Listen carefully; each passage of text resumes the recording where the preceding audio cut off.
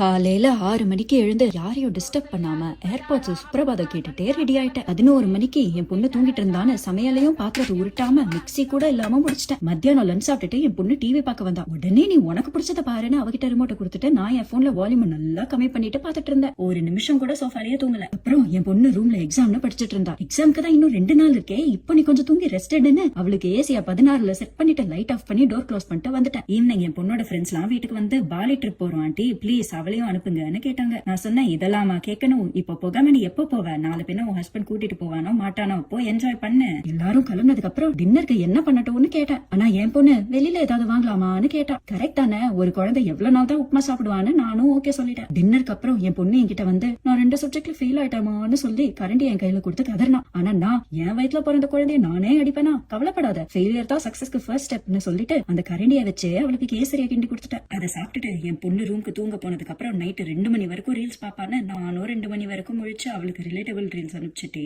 அப்படியே ஃபிளாட் ஆயிட்டேன். Good night.